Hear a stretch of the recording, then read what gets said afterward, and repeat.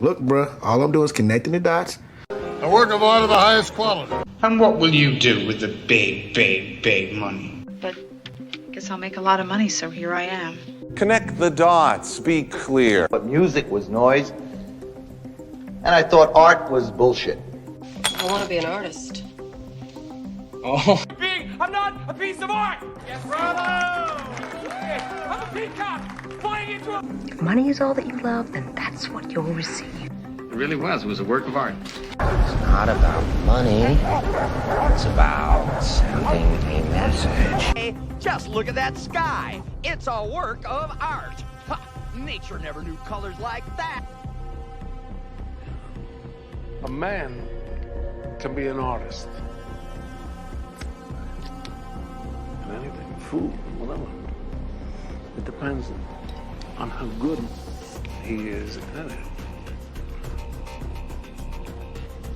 Creasy's art is dead. He's about to paint his masterpiece.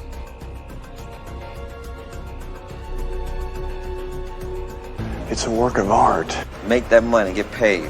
Man, this is going to be a masterpiece.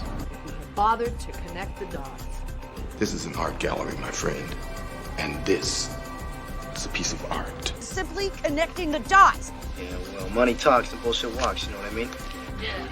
Well, that's how much you know about art. You can make a lot of money making movies like this. You have to be a bit of a rebel to be an artist of any kind, I believe. You're gonna make a lot of money, pal. Only a highly suspicious paranoid cynic, or someone like me, with an eye for clues and patterns, could possibly connect the dots.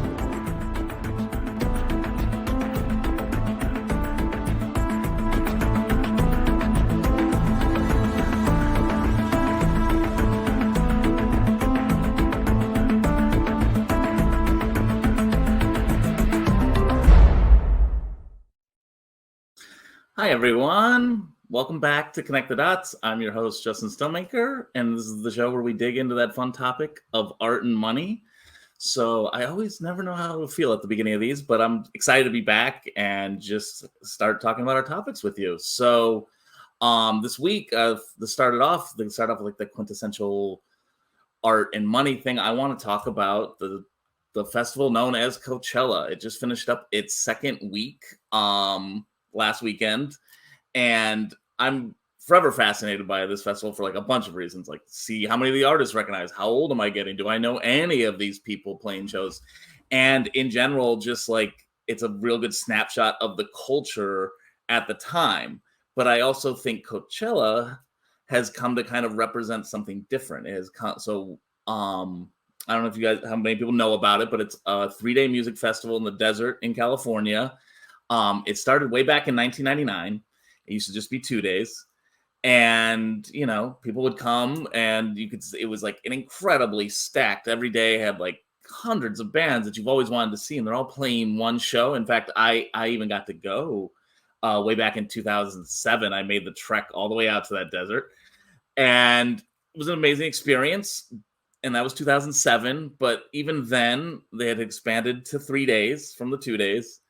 And I think Coachella is exactly an example of what has kind of happened with the war, for lack of a better word, between art and money. It is a festival now that is like, has nothing to do with the artists, has nothing to do with music. It is just become a place for, as you can see from the little photo, your brand here. That's what it's about. It's activations. It's get seen for the right post, show that you went. Like, it has so little to do with the artists anymore. Like, I'm sure you can see a great band and have a good experience, but like just the thought of like trying to play a show while a gigantic DJ EDM concert's going on, while another small set is going, I feel like money won out. They made it bigger and bigger and bigger, and they want a big all-encompassing tent. And great, you know, I don't blame any of the artists for playing. Get that money. I like, they were showing what the headliners make, and it's like, absolutely, like it's a great way to increase your brand. But I just think, like, I don't know the promoters and how they initially thought of the festival, but I'm sure they had a much more like organic, we care about artists and music, like we want to be Woodstock. And now it's just like, what app's going to be there? Like, I've turned down chances to go a lot of times since 2007 because I'm working for brands that are putting up events there. And like, it's just such a classic example to me of like money just was like, yeah, well, you know, you kind of see this happen at South by Southwest. It was once like kind of a film festival. It was about music, and now it's basically a tech festival. I was there 2 years ago, and this like kind of push pull of like, I get when you're younger and you don't have a lot of money and it's a chance to see all the artists you want in one place. And that's the hook they use to get you to tell you about every new app under the sun.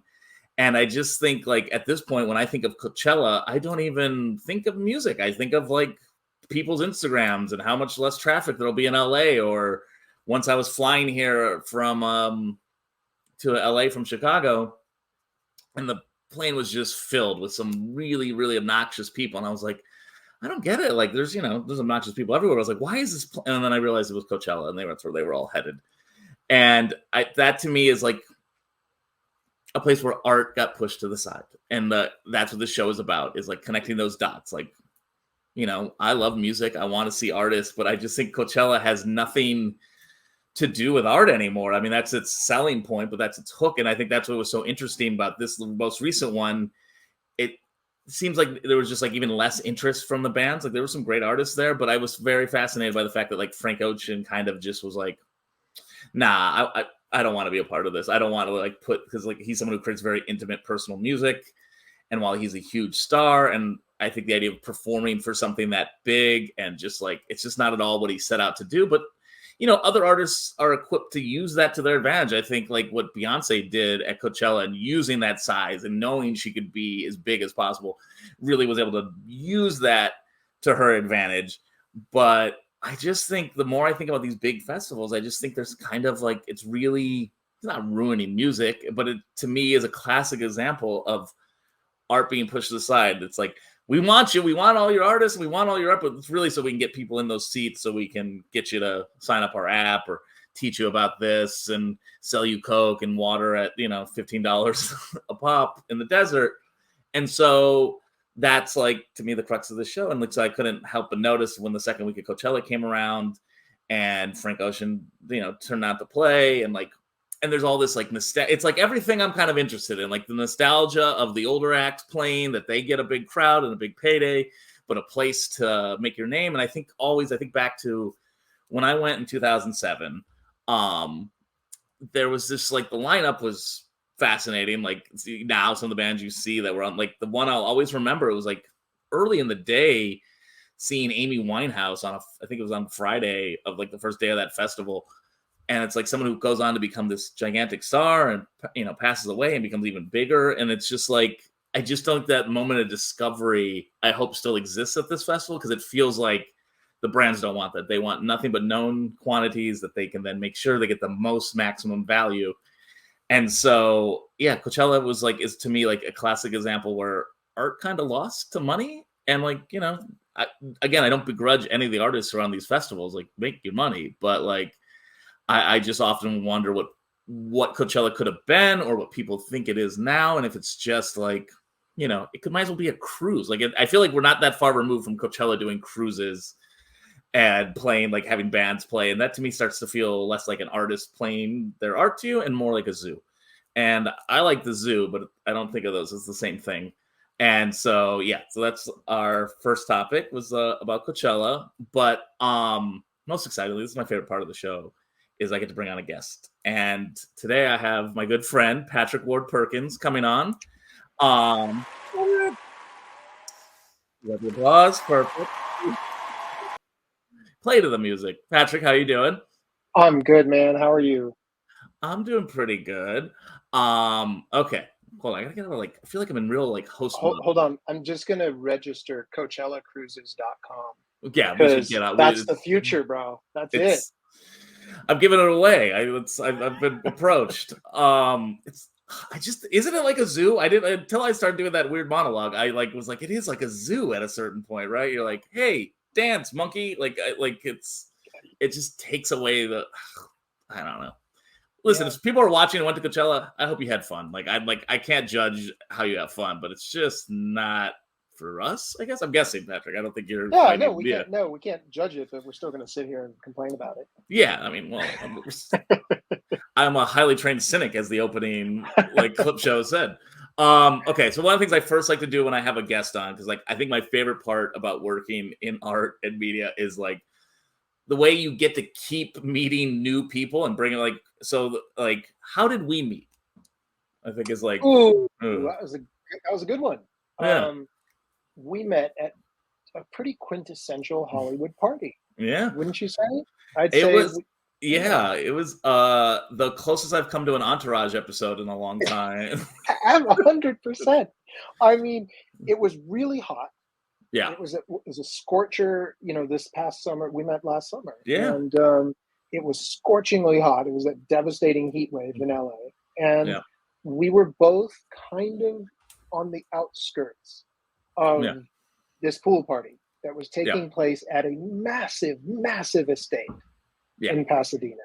And we were enjoying the people watching, and I think we basically both turned to each other about the same time and commented about the strangeness of the experience and realized, oh, we're on the same page. And then that was it. We just started talking. Yeah, like it's at a party where, listen, it's a lot of fun. It was, I think, the second one I had been to of those. And it's a fantastic place with a wonderful pool, which I've yet to be in because it feels like it's both networking and industry, and like it's like I can't go to show up and just dive in. It's like it's like my rule with networking. You don't want to be stuffing your face. You need to eat before you. All young artists watching this, eat before the networking thing, because you do not want to be the person eating and shoving food in your face. You don't want your hands full of plates and awkwardness. You just want to be ready to speak. That was like such a hard lesson for me to learn because when I was broke, I was like, oh, good, dinner. It's taken care of. So let me how much cheese and hummus can I eat? And then I learned, I was like, actually, you want to show up 20 minutes late and you never want to eat anything. You want to eat before so you can still drink because that's what people expect from you. And that's a little bit that party. I actually remember I came with my friend Jasmine and we stuffed a bunch of food at our, we went and grabbed food before because one, it was friggin' hot, like you said. But I immediately, when I met Pat, it was I felt, again, this is what I love about our business. You can meet someone new, you can become close friends with really quickly and get to talk. And what's nice at a party like that is you can tend to meet a lot of fakeness. I'm pretty sure that's what we were commenting about. When we met. I mean, you have to. And then it's your own way to kind of out someone at that. Are you a zombie? Are you one of them? Or are you one of me? Or, and so that's how me and Patrick initially met. And then we just sort of kept Zoom calling and going from there. So well, actually, I remember one thing that we talked about, which is particularly relevant given our current conversation. Yeah. I remember both of us being frank about the fact that we do a lot of things in the film industry out of necessity to pay the bills, that it's just not always as clear cut. When you meet people at parties, you think everybody was Al Pacino, right? Yeah. Oh, I'm an actor. And I'm like, I would bet you money you're going to leave this party and go to your shift, waiting table somewhere, right? And it's just statistical. Yeah. And it's very refreshing when you meet somebody and they just say, oh yeah, no, I do this, and I love doing this and that and whatever. And you just realize that's far closer to reality in a city like Los Angeles. Yeah. It's particularly at somewhere like there where it's it was a lot of people and so I was just I instantly sensed because to me I always say second base in Los Angeles is telling people how you really make money. It's just it's what's third? Working together. Oh yeah, that makes sense. I don't know what home base is. We can leave that with the audience weigh in on that. Having a falling out. Yeah, that's it. Yeah, eventually suing each other. That's how you've made it. Because and that's to me why I the interview portion of the show to me is to meet with artists and you're a director, you've made a movie, which I want to ask more questions about, but at the same time you have to do other jobs and what are some of your favorite of the side jobs you've had to take while also supporting yourself as a writer director? What's some of the more weird ones you've ended up in? You don't have to tell terrible stories, but Okay, so the one I spent a lot of time doing is I did locations work. So eventually I kind of grew to describe it to outsiders because you'd be on an airplane and you tell people you do locations, they don't quite get what you're up to. And I sort of describe it as you're managing everything that has to do with property management or the location where a film is going to shoot, film, TV show, fashion shoot, whatever. And I did that for a long time. Now and again, I still do. I'll get a phone call, I go do it. And I particularly enjoy that line of work. It's very logistically minded, and it was my proving ground to become a producer, because literally you are just glued to the producer. You're hearing what their requests are, what they need, and then you get to talk to every department head. So unlike, sort of like being a PA or something, which is incredibly valuable experience, you're not privy to those higher up conversations. Whereas locations is involved at the highest level. And it turned out to be, it was serendipity I got into. I was waiting tables in a restaurant. And met somebody who did locations and got me into it. So that was one job that I did for a while. That's fascinating, because locations in my world, my experience always is something that explodes on me at the end, where it's like, where are we putting, because we don't have a locations person, and you're like, we have 30 bags of trash. You're like, totally. Where, or putting down all the what is it? I always forget the name of the mat. Yeah, the round board. All this, we don't scratch these very, a lot of times I'm filming in friends and people's houses, and then you're like, but when you are on it, you're like, I remember once we were filming at a show house, so it was completely empty. We brought in everything, and then every day there was just wait, there's no trash pickup. So if someone had to jam trash in the back of the gaff truck, go by, find a different dumpster, not get caught, not get run off by the security guard. Yeah, absolutely. No, I never thought about the fact that you get to in the correct sets and the bigger sets, you're there really listening to everyone interact. That's so cool. You basically, as location manager, that is your whole purview, that is your whole responsibility. I have to manage the ability for this little unit of people who have been assembled to make a movie. And I say little, it could be 300 people, but you have to make sure that where they go, you are aware of their environment, basically. And they aren't, because they get tunnel vision and they get into their zone and doing their job. And as someone who does multiple jobs, I completely understand what it's like to want a shot and just say, screw it, I'm just going to go get the shot. I'm going to step across the street and shoot from the other side. And your location manager runs along and says, you can't do that. You can't do that.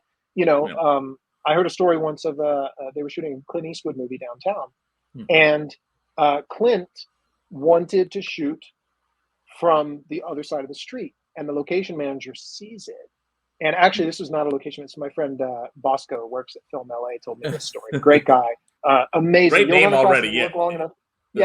He's fantastic. And he sees Clint looking at this sidewalk, and it turns out that sidewalk was the only sidewalk that was off limits. The whole 8 blocks that they had permitted. They had this one section because it's right in front of the mayor's door. It's the mayor's entrance. And Clint starts to look over that way, and Bosco say, no, we're not going to do this. We're not going to do this. And Clint basically says, I promise we'll get it in one take.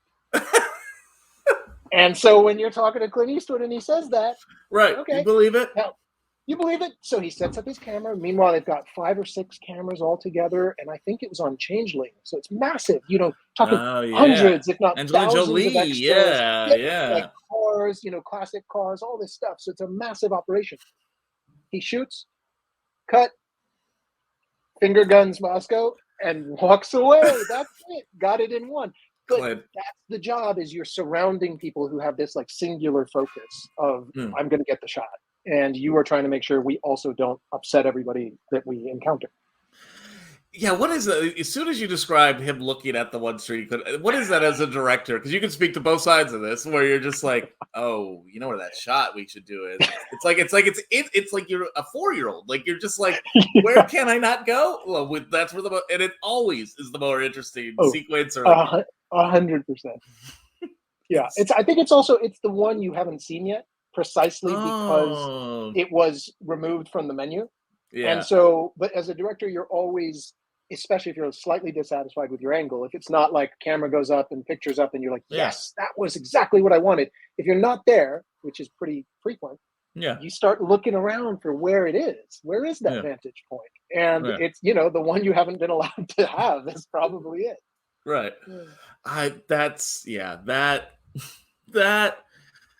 The want for that thing is such a terrible part of being about a director that you just can't help it. You're like, yeah, but it's also the only reason you've become a director. You want to make this thing that's hard to make, and you're going to go through all the obstacles of art and money. Yeah. And you're going to go through all of that crucible to make a film. And why in the big picture? Who knows? Because you had to. Okay, well, since what made you want to do this? Like, I know you grew up not in America. No, that's right. Yep, grew up in France. So what got you from France to LA? I was a little kid, maybe 13, 14. And I remember being at the movies. And prior to that, I liked movies like any other kid. But then I was at the movies and I was watching the great masterpiece of cinema called GoldenEye. James Bond, 1995, Pierce Brosnan, his first foray as Pierce. Yeah. And he runs out across the dam at the beginning of the movie and he clips in to the top of the railing and then he swan dives off. And I just watched this little person, and it was a stuntman, of course, it's real, it was 1995. Yeah. And I watched this person just falling and falling and falling. They're falling forever. And as a kid, in that moment, I just had this head to toe kind of frisson. And I just said, I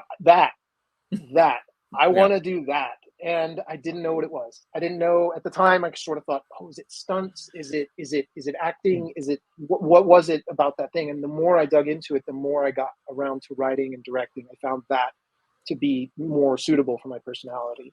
There you have it. 14-year-old watching a classic movie. Mine comes the next year. It's so bad because everyone always is like, we'll come back to film school here, but everyone goes there, you come in pretentious, I love movies and these, and it's always something like GoldenEye.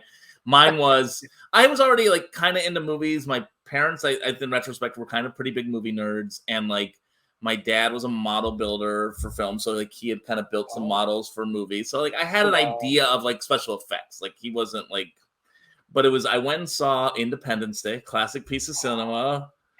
And I remember we went and saw it. I was with my aunt and uncle, and then we went to the grocery store, and there was a magazine about how they made Independence Day. And I remember buying it. And I think that was the exact moment where I was like, okay, this is something I got to figure out how you do. Then from that point off, I was the races. And so we had a similar trajectory. We both went to film school.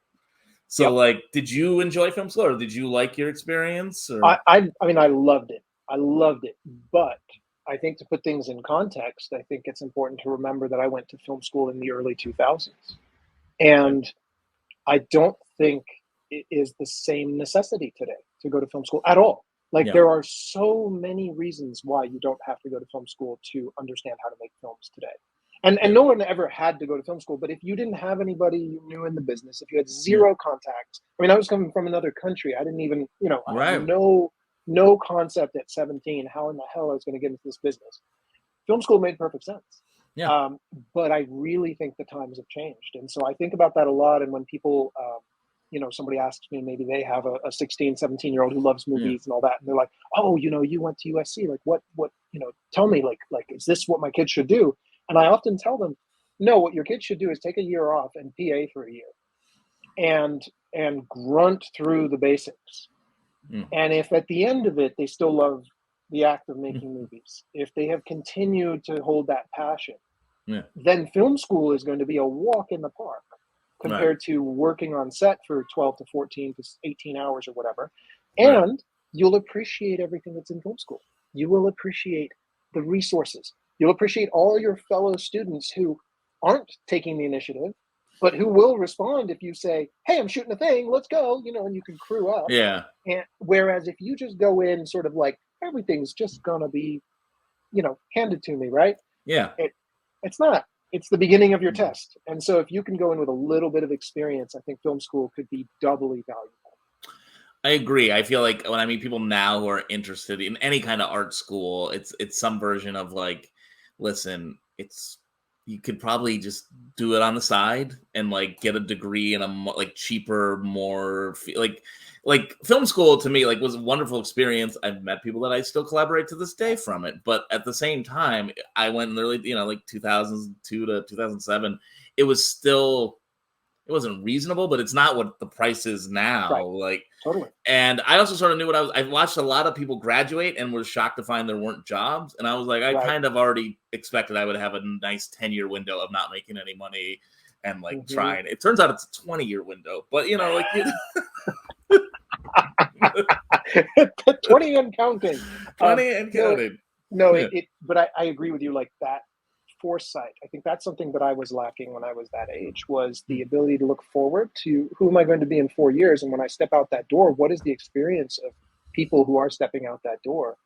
And some of the people I've collaborated with in my career who are the most successful earlier in their career are people who already in school were just looking forward more. Yeah. They were appreciating what they had because they were already working professionally to some degree. They'd already had some exposure, or a lot of exposure in some cases, where you just understand that when you're in film school, boy, the access to an expert, and asking them career advice, and not just getting an A on your project or your exam or whatever, but really looking forward.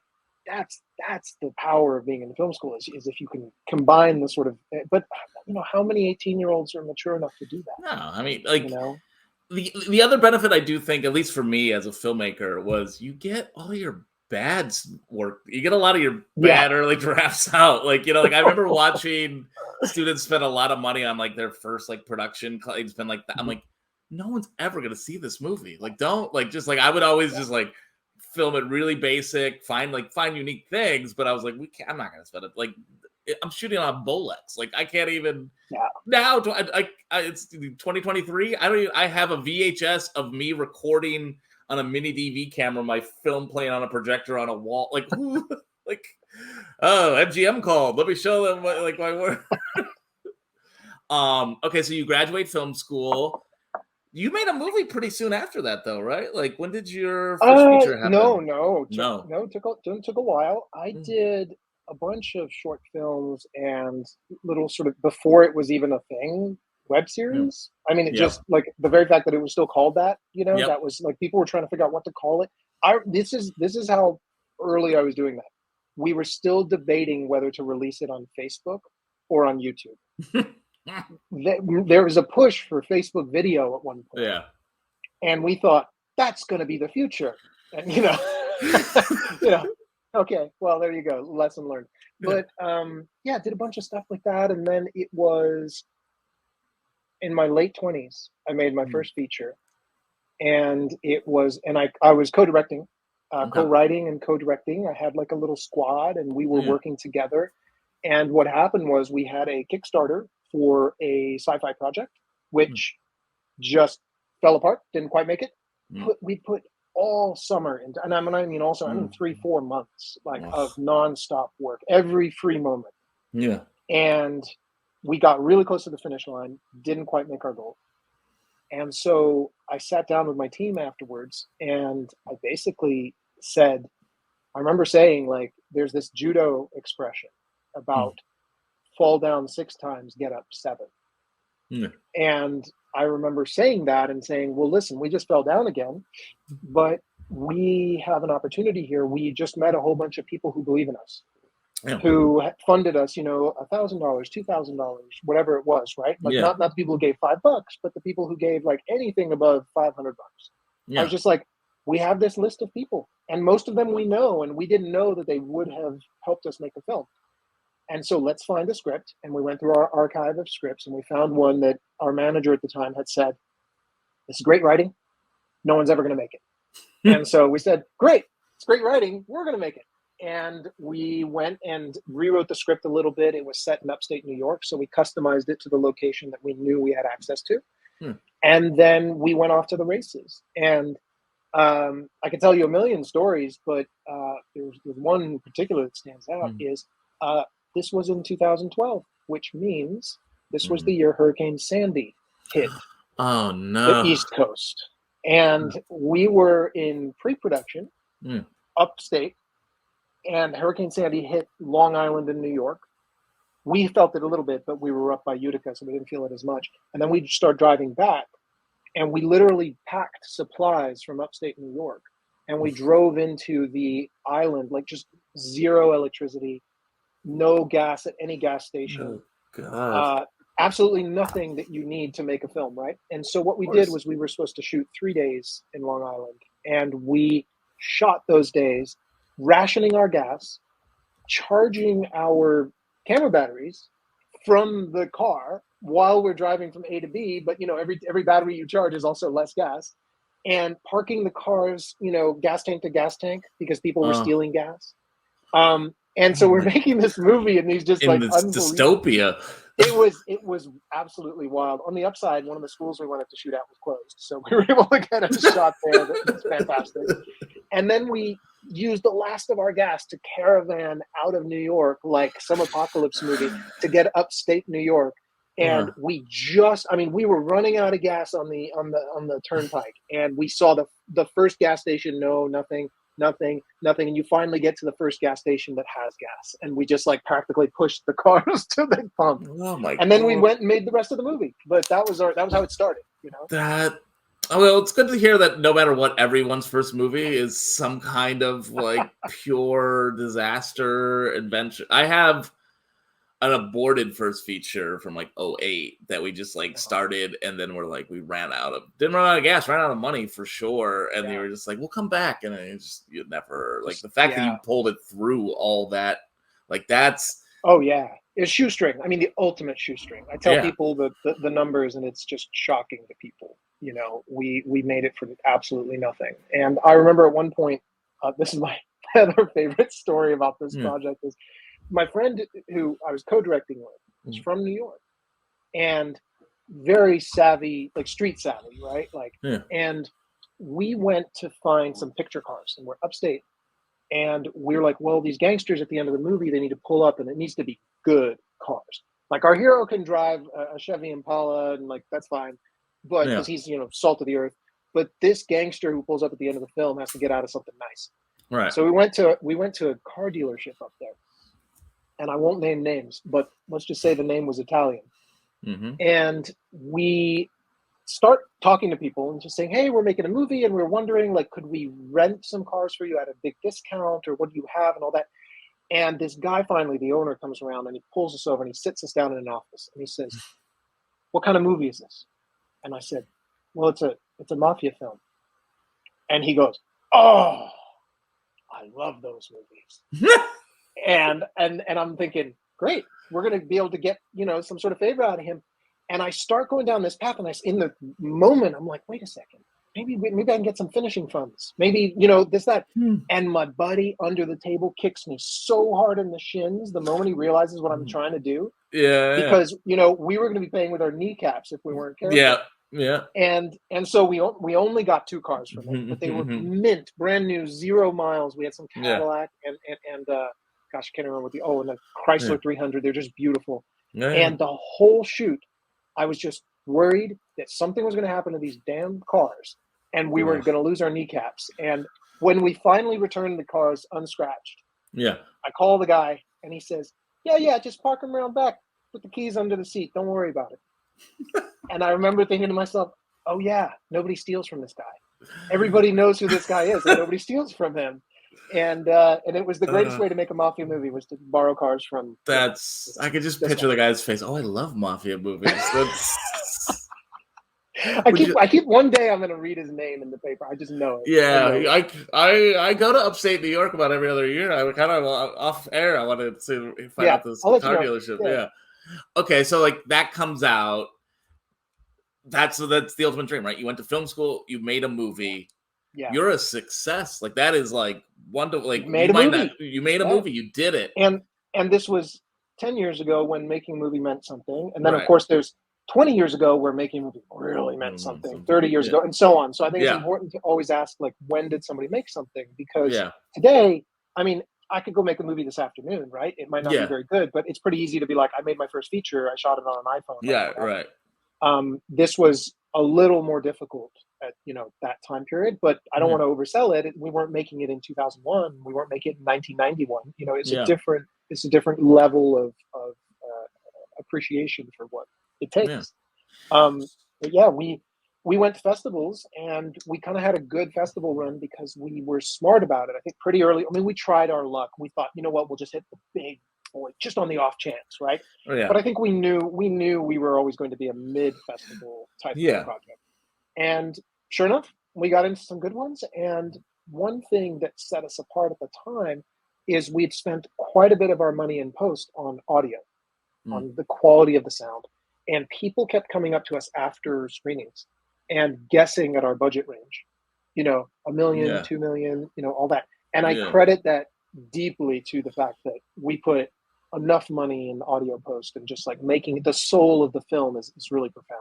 The score is outstanding, all that. And it really makes a huge difference when you've got limited visuals. There's some limit to your visual quality, Yeah, like if that's something I tell every young filmmaker is like, there's two things people care. Like they want to see, like, if you have a great actor or a movie star or something, they'll watch them on a phone. You could draw, like, it doesn't matter. They will watch. But if it has bad sound, they won't watch it. Like, that is the quickest way to lose an audience. And it's like, we do not prioritize it enough. It's, the sound guy on set's always fighting to like get another take or, and as a, once you've made enough projects and gone through post enough times, you can always tell a director who's been screwed from bad sound, because when the sound guy says, did we not get that?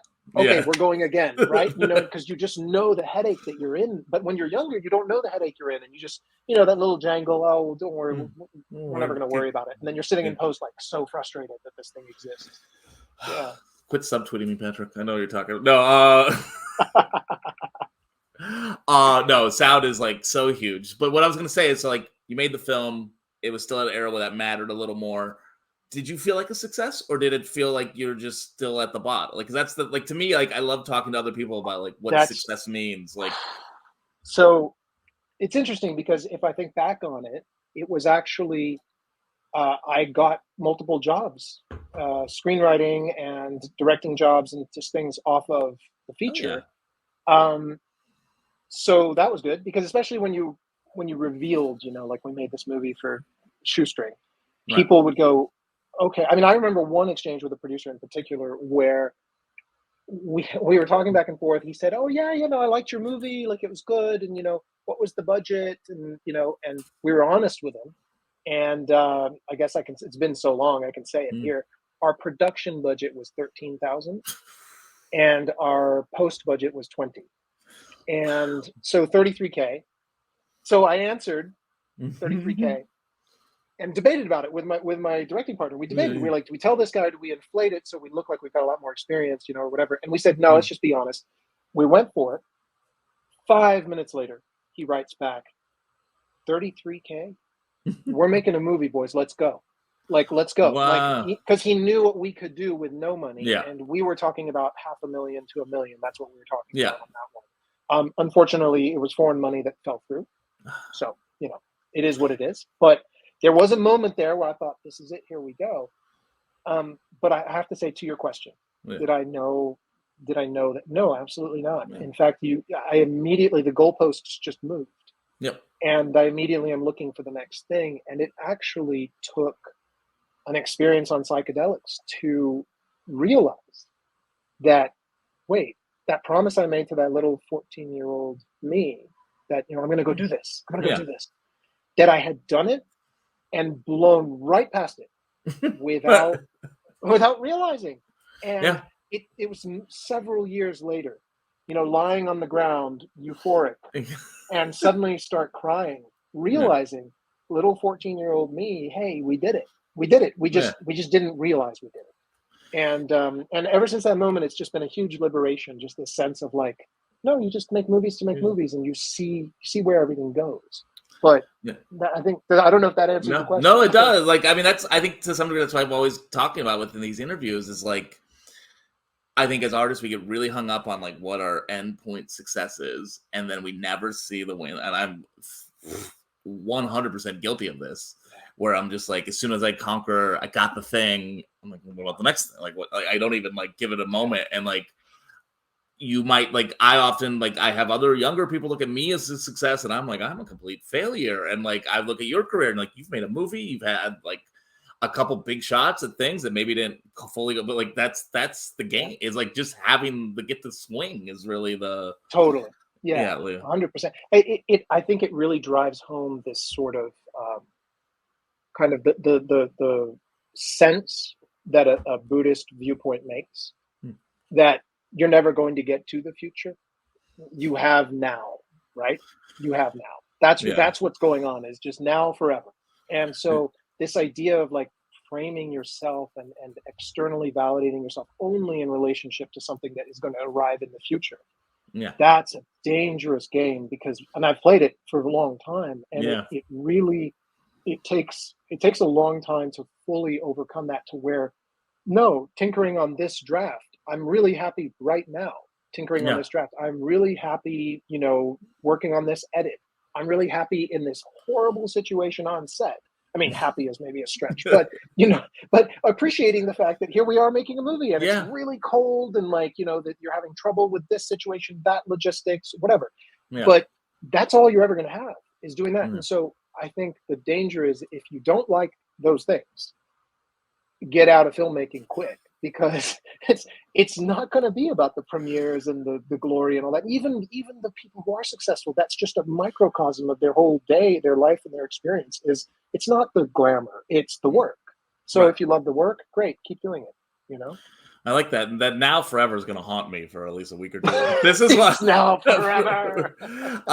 This is why I love talking to you. I feel because you're inspired in the moment of the things we get to do, and I think that's so. When you meet people in this business, even at an industry thing that we were at, which was again a fun party, but like it is not exactly. It is both what you sign when you pitch your show business, the party you're picturing, and you also realize how kind of not filling that is, where like sitting on your like rewriting a script and getting to a point they're happy with it is way more fulfilling, and like focusing on that.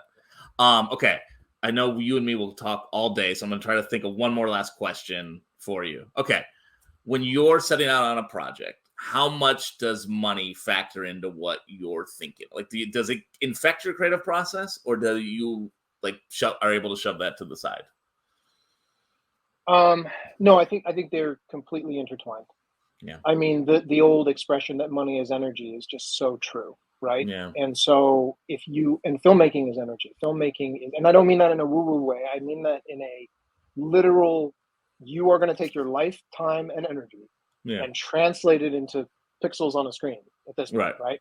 And therefore, you have to figure out like what your path is going to be for that. And I think I think it's inescapable. Like, now, can you write a script that could be shot at different budget levels or something like that? Absolutely, sure. But if I know that I'm going to be writing, directing, producing something, that this is the out point is all dependent upon me, then money is massively important on the creative process, because I know that as written, that's not going to work. It's not going to be an option. But typically, when you and I have talked about this in the past, the sense, Kurt Vonnegut has this great expression about, if you don't have a net, you're not playing tennis, right? If it's just an open, flat space, then if there's, in other words, if there's no rules and no guidelines, no limits, then you're not really playing the game. And I think the game with filmmaking is the best limit, the greatest limit that always exists, and exists for you and me, and it exists for Steven Spielberg, is how much money do you have in this moment to solve this problem, and how and the most creative solutions that come from not having the money to solve it. The really famous one, I just said Spielberg, but the famous one about the Jaws shark not working. And all of a sudden he changes the tone of, we're not going to show the monster. And it has this revolutionary effect in the film. And then it just goes on for decades of influence culturally. And it all came from a creative solution to a lack of money. He couldn't get more money from the studio at that point. It wasn't going to happen. He was on thin ice. And so he was like, well, we're just going to figure out a different way to shoot it. And I feel that way all the time when I'm shooting things is, what do I have? Yep. And like on my feature, one of the only rules that we made was the words "I wish I had" were not allowed. You know, because you can otherwise all day long, right? All day long, I wish I had. I wish I had. Who cares? You don't have it, so you know, find a way around it. That's true. Like I'm thankful. A lot of people I work with, that doesn't come out. I mean, they're we don't even have to say that, but like there is that, like, you're like, you know, if we had 12 more hours. Yeah, we could. Like it always is like in a fairy tale. Like it's not even like a complaint. It's just like, yeah, man. Imagine if you had 3 days to shoot this sequence. Like, right? Exactly. Yeah, we all know that sentence. If only we had. Yeah, but yeah, money is always going to factor in to the creative process. And I think the more things you've made, the earlier you can factor in. Okay, this is this kind of project, and you know what you have.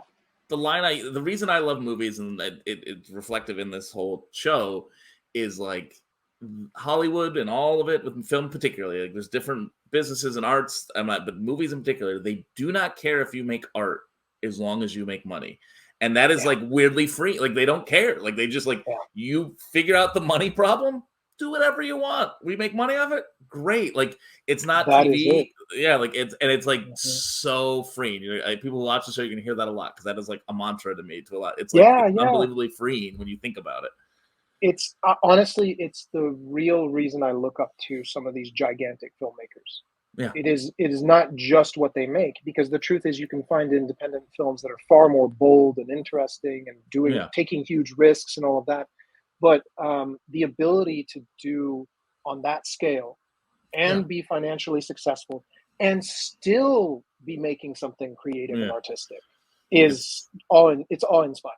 Yeah, it's the high wire act that I think that's another thing we like. There are film directors I meet who very much want to make things outside the system, and that are like, they have their audience and they're a little more artistic, and I'm very jealous. Like the grass is always greener, but mine is always like the Independence Day. It's GoldenEye. I want the thing that everyone wants to go to the theater to see, and like if I can secretly sneak in my messaging or all the things I want to say about life, I can, as long as Tom Cruise jumps out of an airplane onto it doesn't matter. And so like that's the challenge I can't get enough of, and like I sensed that when we first started talking that day. And totally agreed.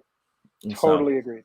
Well, let's end on that, Patrick. Thank you. So, is there anywhere you want to direct people to see your stuff, like see your film, your website, socials? My film Ink and Steel is on Amazon Prime.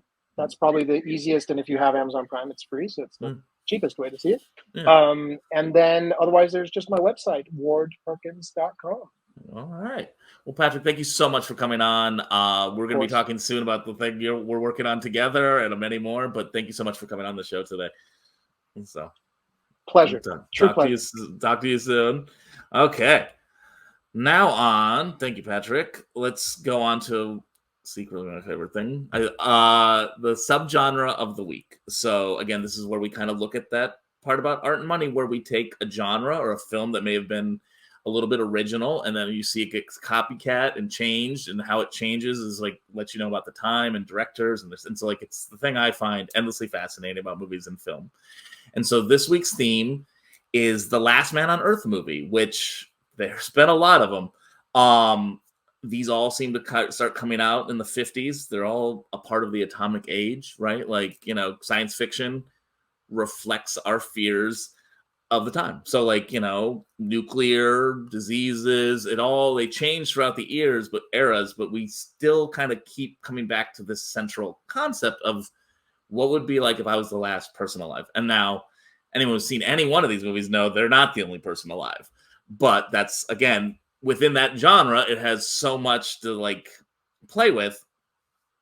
And also I love the older secret fact about the Last Man on Earth genre is they're a place for movie stars to go be movie stars, because it's them for 40 minutes, which brings me to the first film I want to talk about, which is I Am Legend, the Will Smith movie from, I believe, 2007. Fantastic Last Man on Earth movie. Like this opening sequence where they're walking around a completely empty Times Square. I still don't even know how they pulled off this shot. I'm sure they were lighting and doing everything weeks before, because they probably had like exactly 4 hours to get the shot, just like Clint Eastwood there in Patrick's story. And again, it's a movie where, we're just with Will Smith and a dog for a good chunk of this movie.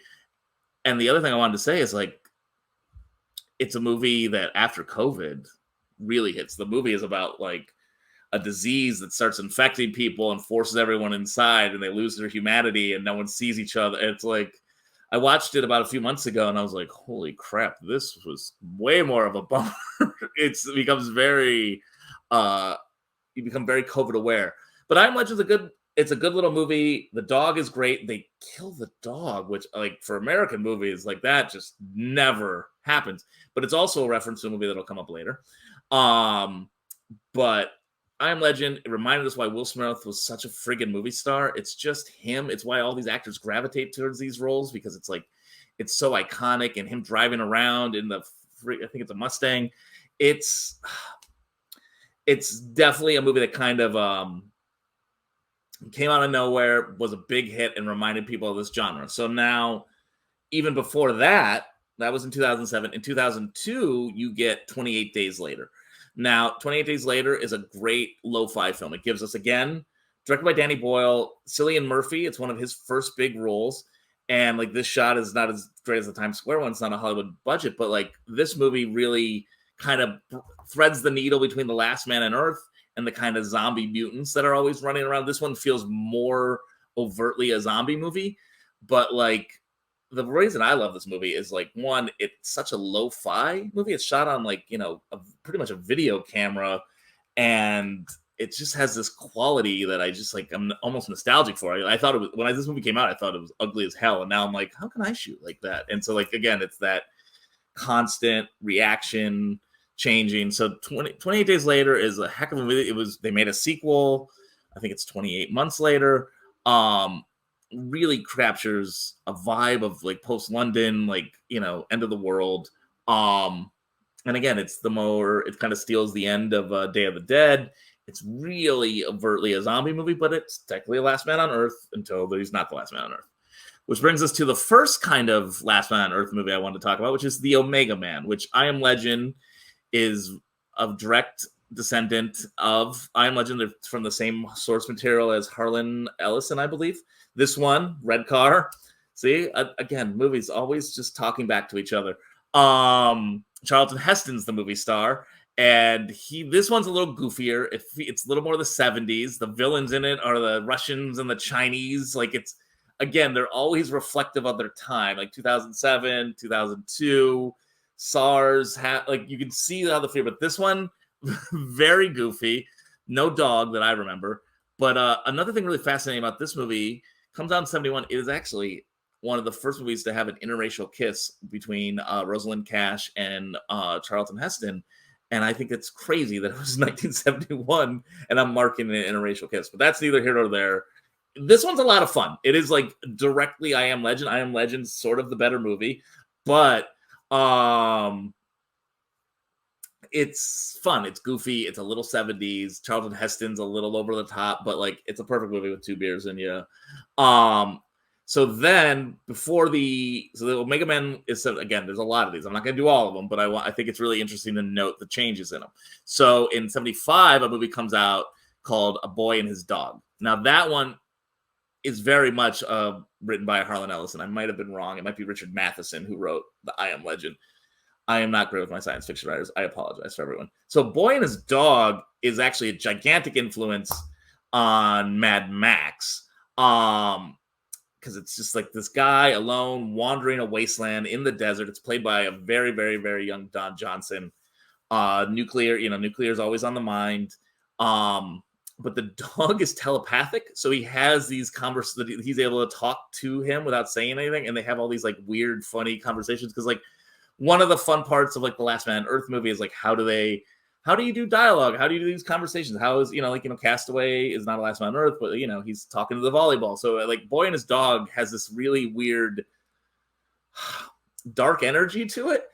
And so it's, as you can see, he ends up not being the last person on Earth. There's an underground community and that gets really weird. It gets very like sort of 60s, like this like underground society.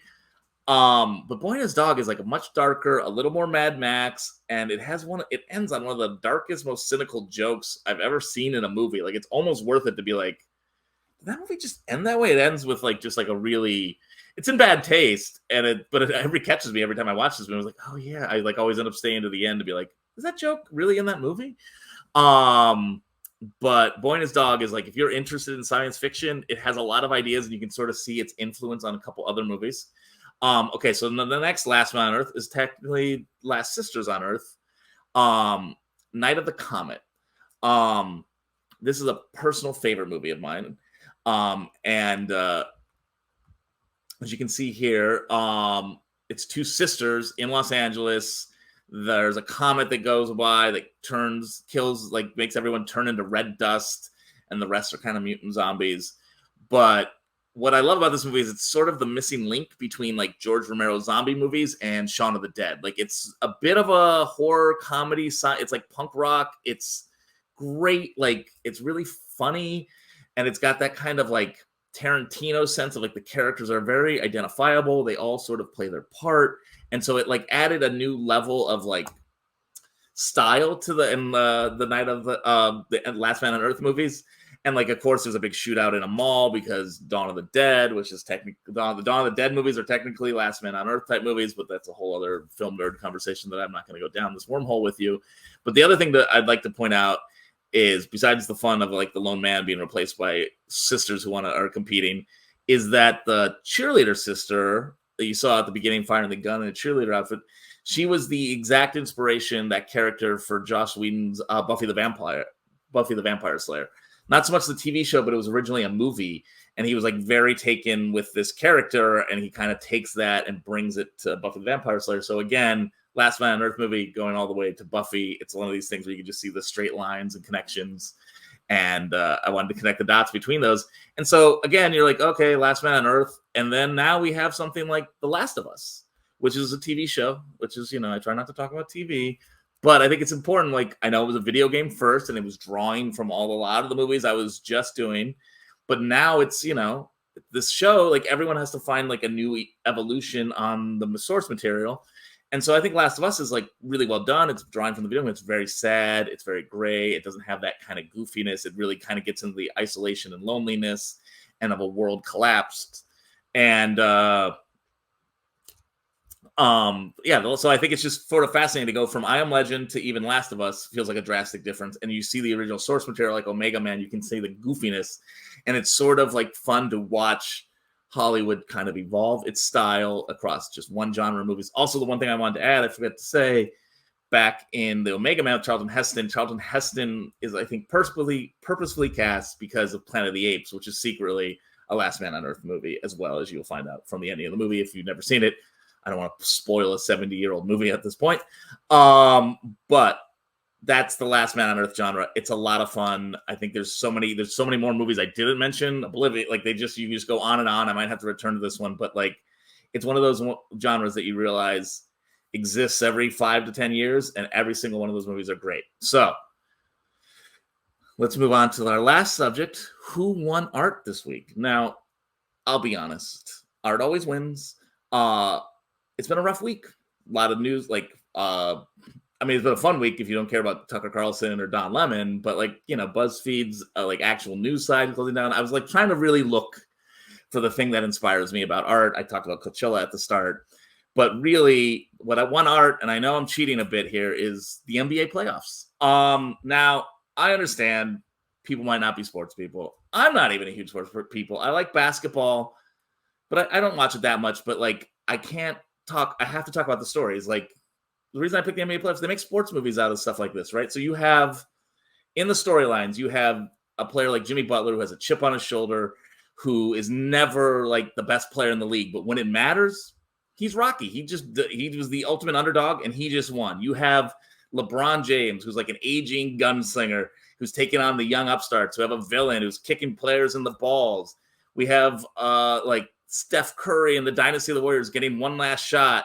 Like Draymond Green turning out to be either a blessing or a curse. Will they ride off into the sunset, or will they completely collapse? You have in New York, you have Jalen Brunson, who was spurned, the player on the other team he was playing against, the team wanted more than him, and now he just defeated them.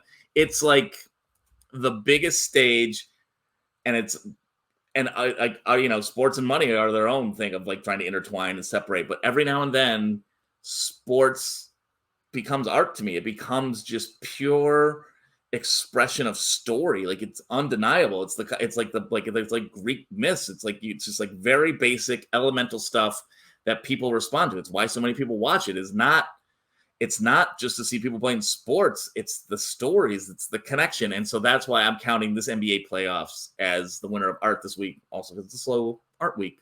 But I think it's just important to not just if you don't care about sports, not saying you have to watch it, but I think what is true is that sports are an elemental part of storytelling because it's, winners and losers. I think every artist always ends up talking in sports metaphors, even if you don't follow sports. I think it's such a huge part of culture. And so it being better than just like, sports are on or watch a beer commercial. There's a bigger thing happening. And like, it's so cool to kind of see that happen. And I just wanted to kind of give a little praise to that. So that's it. That's our show this week, everyone. Thank you so much for watching. I'm going on a little vacation, hence the like more flowerful closing. I'll probably be back in about a month with a new episode, but I've really enjoying doing this. And I want to thank Patrick, our producer Scott, and it's just been a really fun week. And I urge you all to watch some basketball. Thank you so much. I'll see you later, huh? Wait. I'll see you later. I bid you farewell and good luck, morons. Bye. Bye. Thank you. Bye. Then in the next episode will take place 2 weeks from today. Hey, that's all. I gotta go.